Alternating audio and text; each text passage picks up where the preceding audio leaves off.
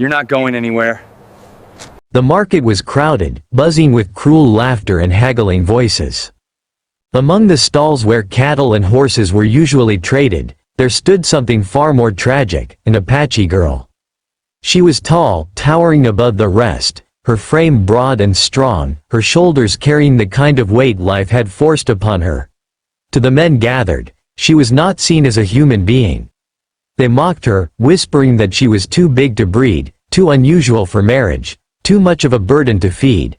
And so, in their twisted logic, they marked her not as a woman, but as meat for slaughter. The auctioneer shouted her description as if she were livestock. Laughter rippled through the crowd. Her eyes, large, dark, and glistening with quiet humiliation, scanned the faces, searching for even a trace of kindness. There was none, until, through the dust and noise, a cowboy appeared. Not the kind who swaggered with pride or barked orders at others, but a quiet man with steady hands and a gaze that held warmth. His name was Daniel. A rancher, known more for his compassion toward animals than for any riches. He had come to the market to trade hay bales, not to buy a life. But when his eyes met hers, something struck deep. The bidding was a mockery. Some men laughed, offering coins just to make fun of her. Others suggested she was worth less than a cow. Daniel felt his chest tighten with anger. And when the auctioneer slammed his hand down for the final call, Daniel's voice rang out, steady and firm. "I'll take her." The crowd fell silent, then erupted in laughter. "What's a man gonna do with her?" One sneered. "She'll crush him by the first night," another jeered. But Daniel ignored them. He paid the price, led the trembling Apache girl away, and with a soft voice said, "You're safe now." For weeks, she spoke little. She helped on the ranch, working silently beside him, always waiting for the catch, for the moment he would treat her like the others had, as something less than human. But that moment never came. Instead, Daniel treated her with dignity. He noticed the way she sang to the horses when she thought no one was listening, her low voice carrying a melody older than the land itself. He noticed her strength, not as something to mock, but something to honor. How she could lift bales of hay twice his size without complaint. How she shielded calves from coyotes at night with nothing but a stick in her hand. One evening, as the sun bled red across the horizon, Daniel found her sitting by the water trough, staring at her reflection. She whispered, "I was raised to believe I was too much, too tall, too wide, too strange. They said no man would ever want me, that I was only fit for slaughter." Daniel sat beside her, his silence full of care. Then, after a long pause, he said softly, "The world has a cruel way of measuring worth. But when I look at you, I don't see what they see. I see someone strong, someone beautiful in ways that don't fade." Her eyes filled with tears. For the first time in her life, someone had looked past her size, past the labels, and seen her soul. The turning point came one stormy night. Lightning cracked across the sky, and a frightened colt broke free from the pen, racing toward the ravine. Without hesitation, she sprinted after it. Daniel shouted for her to stop, but she was already gone.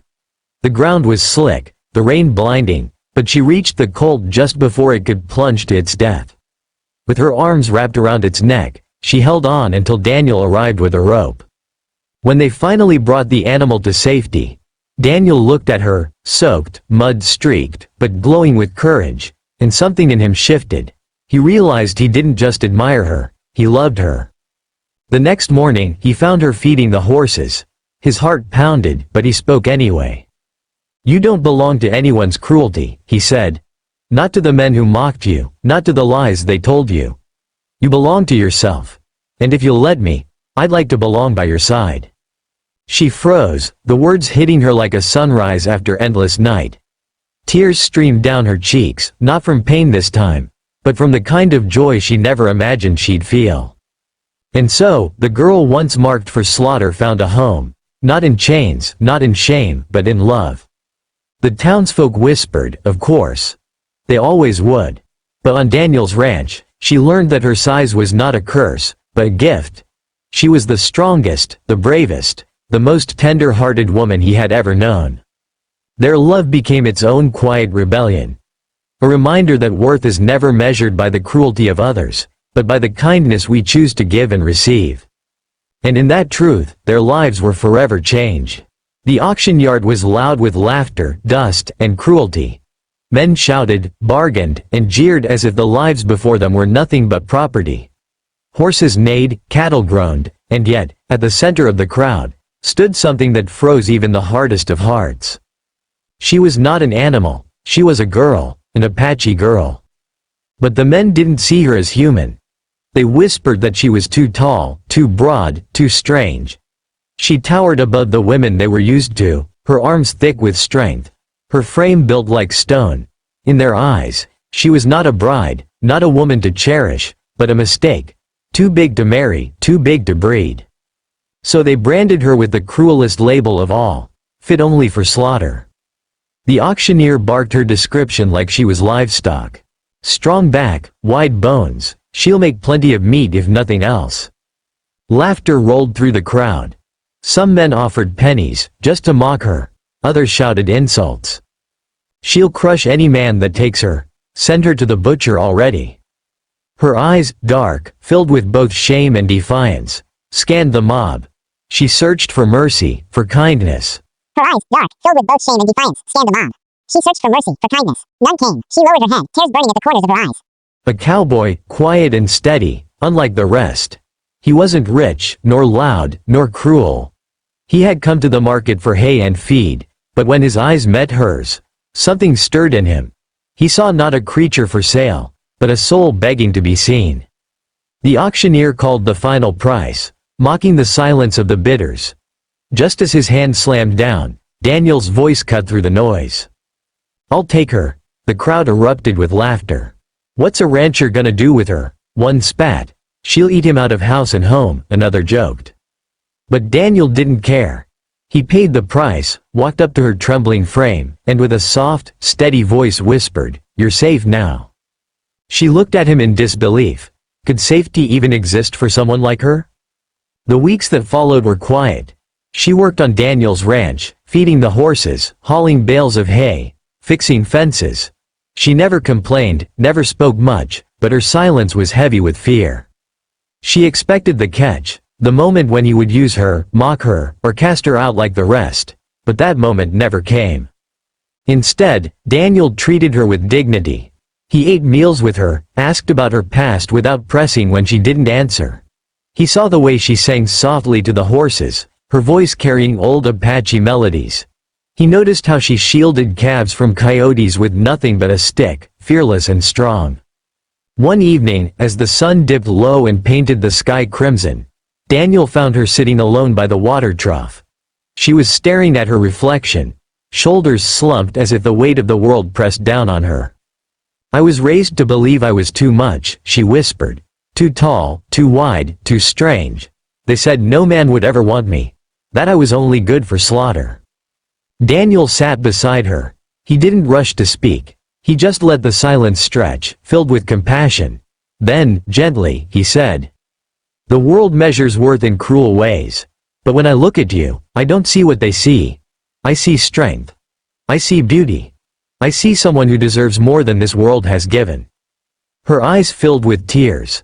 For the first time, someone had seen her, not her size, not her shape, but her soul. The turning point came one stormy night. Rain lashed the ranch, lightning split the sky, and thunder shook the earth. A young colt, terrified by the storm, broke through the fence and bolted toward the ravine. Before Daniel could act, she was already running. Through mud, through rain, she chased the colt. Her long strides carried her faster than the wind. Just as the animal skidded near the edge, she lunged, wrapping her strong arms around its neck, dragging it back from death. Daniel arrived moments later, soaked and breathless. Together, they tied the colt and led it back to safety. When he looked at her, mud streaked across her face, hair plastered to her skin, lightning illuminating her like a goddess of the storm. Something shifted in his chest. Admiration turned into something deeper, something undeniable. Love. The next morning, Daniel found her in the stable, brushing the colt she had saved. He stood there for a moment, watching, his heart pounding. Then, with courage he didn't know he had, he stepped forward. "You don't belong to their cruelty," he said softly. Not to their laughter, not to the lies they told you. You belong to yourself. And if you'll let me, I'd like to belong by your side. Her hand froze on the brush. She turned, eyes wide, lips trembling. No man has ever said such words to me. Daniel smiled, a little shy, but certain. Then let me be the first, and the last. Tears streamed down her cheeks. But this time, they weren't born of shame. They were born of joy, raw, overwhelming joy. And so, the girl once mocked as too big to breed, once marked for slaughter, found her place, not in chains, not in humiliation, but in love. The townsfolk whispered, of course. They always would. But whispers couldn't touch the peace she found on Daniel's ranch. Here, her strength was a gift. Her size was not a curse but a blessing. She became his partner in every sense. Working beside him, saving animals, even earning the respect of those who had once laughed. Together, they built a life. A quiet rebellion against cruelty. A reminder that worth is never measured by the mockery of others, but by the love we give and receive. And so the message remains clear. No one is ever too much or not enough. What the world sees as flaw may, in truth, be the very thing that makes us extraordinary. Because kindness has the power to rewrite even the cruelest story.